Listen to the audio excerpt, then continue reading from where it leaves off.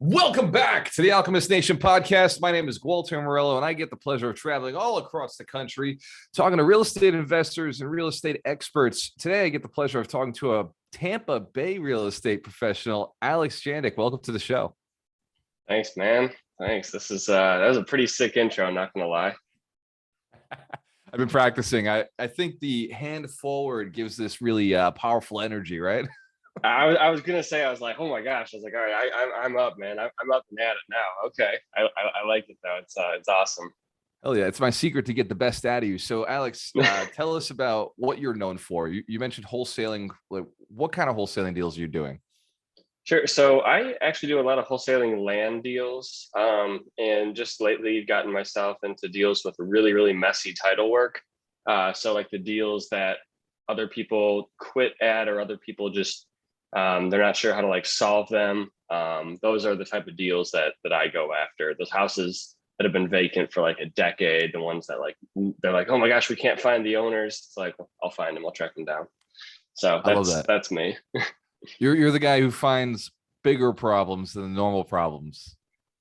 Yeah, that's I look at a lot of these titles and I kind of like map out like how the deal will go. And then I debate in my head, I'm like, do I have the mental energy to push this deal to the closing line? And then inevitably I put my foot on the gas and we get it done, sometimes 7 or 8 months, sometimes a year later. But either way, I try to go after like the really, really tough deals. That's amazing. So you said a year later. How many of these deals are you running at a time? Like, you can't be waiting a year for a deal to go through. No, so I usually have like 3 or 4 smaller deals running at any point in time. We usually close about two a month, and then in the background we'll have like the 2 or 3, I call them elephant deals, that are just like the massive, massive ones. And those are usually like the bottom of my deal board, and those are ones that I know that we just got to keep on like chipping away at, because I'm not going to wait an entire year and just do one deal. So I do still do the easy ones, and it's we usually have like around two of the harder ones going on at any given time. So if you were to say those two easy ones and then those elephant ones, like you said, what do you get paid for those small deals? What is the typical income on those big deals? And why pepper in the little ones? Or is it just part of the business? You're just going to find more of them. So to answer your first question, on the smaller ones, we're looking at like usually between, I don't know, 20 to 30 grand per deal on those. And the bigger ones, those are going to be anything that's like 6 figures plus net profit. And that's kind of just the way that I have found, any real estate investor knows that real estate ebbs and flows. Some months will have very, very slow months. Some months will just be like busy almost every single day. And I guess it's just a result of the marketing that I do, and the follow-up that I do with some of these owners. I mean, some of these deals, like some of these elephant deals, we'll be talking to owners for like a year before we finally go under contract, just because, there's different, they might not be ready to sell. Perhaps a probate isn't finished, or this or that. But I kind of just, I don't say I take what I can get, but it's just kind of, I don't know, for the past few years, that's just kind of how the deals have come. And I'm not one to really turn a deal down or anything. I like to dive into some of the more difficult stuff. I like that. You won't turn a deal down. Take what you can get. I was watching Pirates of the Caribbean last night, and one of their lines, the pirates are, take what you can get, give nothing back. And that's the motto of wholesaling, right? The first part, yes. The second part, no. I try to give everything. I try to give back, and I try to make sure any deal that we do, we're going to make sure that it's a home run for the seller too. You don't want to have a seller walking away from the closing table feeling unhappy. Yeah, it's got to be a win-win. Everybody's got to close. So when you talk about the deals you're doing per month, what is your profit? What is your income per month on average? What are you running consistently? And I know this business is not consistent. It's anything but consistent, but what would you say your average income per month is? Let me see. So I track all that. Let me just go into my Google Drive really quick. And I'll give you 2020 and so far 2021. Badass. Just jump into the Google Drive. We'll check Yeah. real quick. Like, what did I earn? All right, so 2020, we averaged 43,000 gross per month. And then that was at about an 80% profit margin. And then 2021, what are we at monthly income? 2021, we're at 70,000 a month. And that's at roughly, I would say 70 to 75% profit margin. We dipped a little bit this year just because we're heavier on the marketing costs. But yeah, so somewhere around there. The goal is to do 1 million this year, and we're at 560,000 so far. So we're a little bit behind on that, but fourth quarter is always a big quarter for us. So I'm sure that we always get big deals disguised as problems. So I'm sure that some big problems will come our way, and then we'll solve them. Usually at like the very last few days of December, because that's just how it works out. But we'll get it done one way or another. Alex, I love it because we've said the same thing in our business. The end of the fourth quarter is discount season. That seems to be when our acquisitions pick up. That's when we do more deals. It seems like, people have listed in the spring, failed in the summer, and by winter, fall, they're just like, you know what, just take the house. I don't even care anymore. I was being stubborn. So you find the same thing in wholesaling? Yeah, absolutely. I definitely find that in summer, like right now, I should say last month, really, things like really slow down. Every July, people are like on vacation before school starts again, and no one answers any of the marketing. And then in August, it picks up. September, it's super busy. October, it's really busy. And then like for me, I try to take off like last month, I think last year, I think I took off like 3 weeks in December. My goal is to try to take off like 3 or 4 or just not work the entire month of December this year, just because it's like I worked hard the rest of the year. Might as well take some time off, go to Disney with the family and relax. One thing, real estate's always going to be there. No matter what you do, it's always going to be there. You can literally work every single day that ends in a Y of the year, which is every single day, and it's still going to be there. So I'm at the point where it's like I don't mind if I miss out on a couple deals. It's okay. It's not the end of the world. Family's my first priority right now. Absolutely, man. You got to make it that way. And it's true. I do the same thing. December, November, January. I'm just like, I'm not doing shit. And then I'll come back in February. And really, like, it doesn't really matter. At this point in the company, I'm not really that involved. I'm just the face. I just draw more people in. But the machine runs with or without me. What would you say is the biggest thing you've done for automation? Because to pull in, $60,000-$70,000 a month profit means you've got some automation, you got some systems. Even on the marketing side, you said you ramped up. You probably just ramped up spend, right? Like there's a pretty good system you've got going there. Yeah. So my company, I'm a one-man show for the most part. It's me, my attorney, my title agent. They're not on my payroll though. I don't have any VAs or anything like that. So I have made things hyper efficient. A couple of things I do is I try not to take any phone calls. I always tell people solve the problem themselves. If you can't do that, email or text me.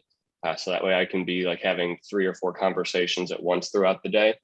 All my marketing is pretty much SMS. I believe that with marketing for deals, all you're doing is just getting through as many no's as possible to get to that yes. For me, it's about 1,000 no's before I get to a yes.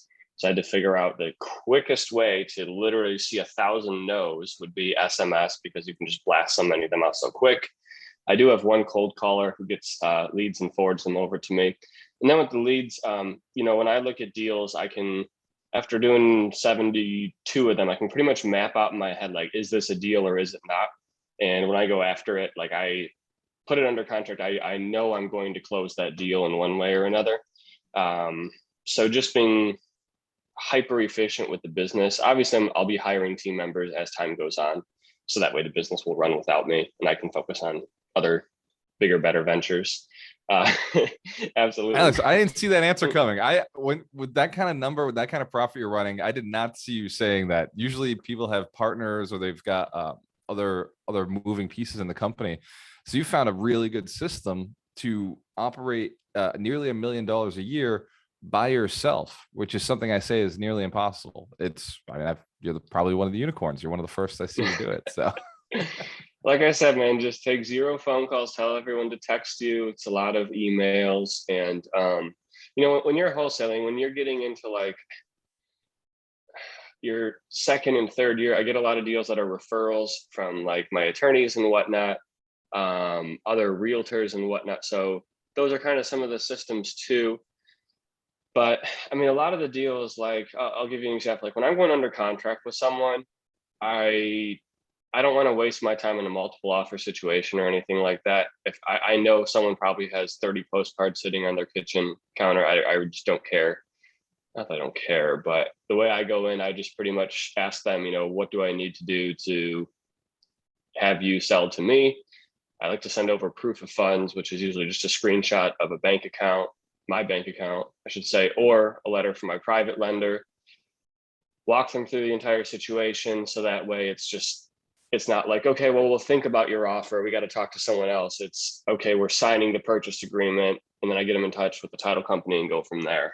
So I really try not to waste time.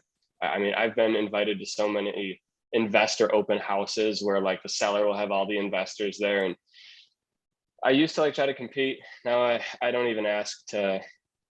I mean, most of the stuff I do is just virtual now. I usually don't go and see any of the properties just because Google Street View is pretty accurate, especially if you're doing land and you're going to tear down the house anyway. I mean, there's really no need to see the inside of it. So I was driving around Tampa Heights last week for the first time in a very long time. I'm like driving by these like houses, like, man, that's a nice new build. And I look at the address, I was like, oh my gosh, I wholesaled that a couple of years ago. I was like, oh, that's cool, man. That's one You're of seeing the the issues that fruits. are, yeah, You're seeing the it's one of fruits of the your labor issues. throughout the city. It's cool. Exactly. But it's almost just like, man, I gotta get back out in the field some more. I've just been in this office so much, but hey, it is what it is. Man, I say this to agents all the time. For a real estate agent, there's no money at home. It's out speaking to somebody face to face. But for a real estate investor, there's really no reason to leave your house. It's all right here, on the phone. This is where all the money's made. So Yeah, and I mean, I don't mean this in a bad way, but you kind of can use COVID to your advantage by saying like, hey, like we stopped meeting face to face due to COVID. Started using that in like March of 2020 when my daughter was born too, and I've just kind of extended it out. And I mean, it's worked well because some of these sellers, especially if they're like elderly, they're like, oh, I don't want to meet in person. I'm like, hey, great, me neither. So just this do it makes all two of virtually. us. This is super efficient for me.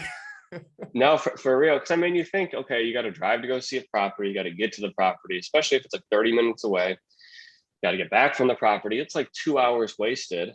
And I try to value my time at like $700 an hour mark. So I don't need to have an invoice. I think of it like this: I'd have to invoice myself for $1,400 just for that. So if I can do that virtually, I basically save myself 1,400 on that deal. That I think everybody who's listening needs to understand that. So I value my time at $1,000 an hour. And that is because at some point I started getting paid $1,000 an hour. And I said, I'm just going to scale up more of that. And for the 700 target, when you set that, were you getting paid it already? Or were you just saying, you know what, I want to get paid it. And so I've got to make more room to do those kind of tasks. So it was January of 2021, and I said I want to make that. I believe I'm worth that, and I think it all equals out to about $1 million a year, which is my target. So yeah, there's going to be a year gap in between what it actually is and what you want it to be. So you always gotta. So like next year, I'll be $1,400 an hour. It's very difficult to think that way, but once you start doing that, the menial tasks like going and taking pictures of properties, doing this, doing that, you have to hire it out. Otherwise, you're losing money by doing it yourself. Absolutely. And I got buddies who are like, hey, send me a picture. You want the contract? Send me a picture. You want the money? Send me a picture. Like they get the sellers to go and do all of these little Oh, tasks because they got to oh yeah. systemize. They're just like, I'm not going out there. Yeah, absolutely, man. I mean, and this is really once you get experience in wholesaling or fixing and flipping, but once you've done it over and over and over, that the houses are generally the same. They're fixer uppers. What's not the same is building rapport with the seller. That's the part that you really have to personalize. But yeah, if you just say take pictures of the house, I do that all the time. Or one seller was like, I'll send you a bunch of pictures of the vacant lot, and I was like, I know what it looks like, but Vacant sure. lot. Yeah, it's vacant. There's grass on it. I get it, but you just kind of got to let them do it, whatever makes them happy. Absolutely. It's all part of the sale and building that rapport. So Alex, what are you looking to accomplish for yourself this year? And if somebody wanted to help you out or join your team, which it sounds like it's a team of one still, what is the biggest thing somebody could do to help you out? Two things. Number one, if you are a young, hungry college graduate or someone who has real estate experience, DM me on Instagram. I am looking for acquisition managers. It'll be a 100% virtual position. You'll never have to come to an office. And my goal will be to make you rich. So it'll definitely be 6 figures plus for the right person. That's the first thing. The second thing is if you have any off-market quadplexes or triplexes or really anything up to like 12 units in Tampa, I am an interested buyer for myself, not to wholesale, but to take down, hold, and form into an Airbnb. Oh, shoot. Sorry. Yeah, Alex, I might actually have a seller like that who I met a few weeks back. But yeah, absolutely. I think that's a phenomenal thing to ask for. I wish more investors would say, hey, by the way, look for an employee, somebody to partner with, and also looking for this very specific type of deal. So Alex, what's the easiest way for somebody to get in touch with you? Is it Instagram? Yeah. You can find me on Instagram, Alex Jandick Official. Just DM me there. And don't do it from like a ghost account. I want to see your face and like actually like know you're a legit person. I get spammed out way too much as it is. So definitely Instagram, follow me there and you can DM me. Awesome. I like it. So this is the end of the podcast. I got to ask you a really important question. And that question is, Alex, if you could go back in time about to the age of 20 and then give yourself 3 pieces of advice that would move you further forward faster with more success, more wealth, and happiness, what would those 3 pieces of advice you'd give to a 20-year-old entrepreneur just getting started? Buy Bitcoin now. Yeah, I should have done it too. I did not know. What would I have done? So 20 years old, I would have been a junior in college. If I could have figured out a way, because I didn't meet my wife until I was 21. If I could have figured out a way to meet my wife earlier, I'd do that. And then I would literally take every cent that I had and borrow as much money as I could and buy all the Bitcoin because I'd probably be in crypto, to be honest, because that was the biggest return on investment from 10 years ago until now. And then what else? I'd probably say buy Bitcoin and get your real estate license and move to Florida. And then the 20-year-old version of me would just be like, dude, what are you talking about? And wouldn't listen to any of it because I know who I was back then. But yeah. So I'm gonna stick with buy Bitcoin now. Yeah. What do you think, Alex? That same advice given today, does that hold? Or is that really time related? Or will It's gonna time be tell? tough. I mean, time is going to tell, but I think it's time related. I mean, everyone's always looking to get in on the bottom floor and be made like this, like instant, like millionaire. Trust me, I get that. But I mean, who knows? Bitcoin might go to, and trust me, I'm not a crypto expert by any means. I know real estate. I really don't know crypto. If Bitcoin goes to like, I don't know, $1 million per coin, then yeah, I mean, I guess that advice would have held true, but time will tell. Alex, I love that. My mentor is a multi-millionaire, and he said the same thing. He's like, man, I missed Apple, Google, Bitcoin, Tesla. Like he just lists off all things he missed, but he's worth like $20 million. He's got like crazy cash flow. Man, we're talking like $200,000 a month in cash flow because all this shit's paid off. So Nice. he's like, man, I missed out. And I'm like, dude, like you all you did is make one win. That's all you need. Right. I mean, like for me, like so his number per month is 200,000 for me. Like my like number is 100,000 per month passive. I'd be pretty good once I get there or even like halfway there. But I think, when I'm like 85, 90 years old and I'm looking back at my life, I won't really have any regrets because I did all the things that I wanted to do. And I mean, yeah, there's a chance people get lucky with, tech companies or cryptocurrency or whatever. But honestly, man, I would rather going through everything I've been through, I would rather learn how to build it up and build the systems because the person that you have to become and the knowledge that you get to where you're making $1 million a year, that is what's truly valuable versus just getting lucky and getting lucky on an investment. It's like being given just money when your parents die, or just because you were born a certain way, or just getting lucky. Well, that money, you're always afraid it's going to be gone because shit, you didn't do anything to earn it. Whereas when you built it yourself, you got the knowledge and the skills to do it again. You don't really you walk around with a confidence because it's like, hey, shit, if my money goes, like I'll build it again. I'll probably build more because I'm back in it again. Exactly. And that knowledge, I mean, you can't get that anywhere else. Alex, you are an alchemist, my friend. Thank you for hanging out on the podcast today. Thank you for all the free advice you've given us, all the information. Again, if you want to get in touch with Alex, go to Alex Jandick Official on Instagram, and do yourself a favor. Go on iTunes, write us a good review. If you like this podcast, you think it's doing really well, share it with other people. The more people who listen to great advice, the more great people there are out there who can help you build your business. So share the knowledge, share the information, and share the wealth. Alex, an alchemist is someone who transforms themselves into a greater, better version of themselves. Alchemist is also someone who transforms others. And you, my friend, are an alchemist. Cheers to your success. Thank you, man. Thank you for having me on the podcast. It's been awesome. Thank you, brother. Enjoy the rest of your day, man. All right. You too.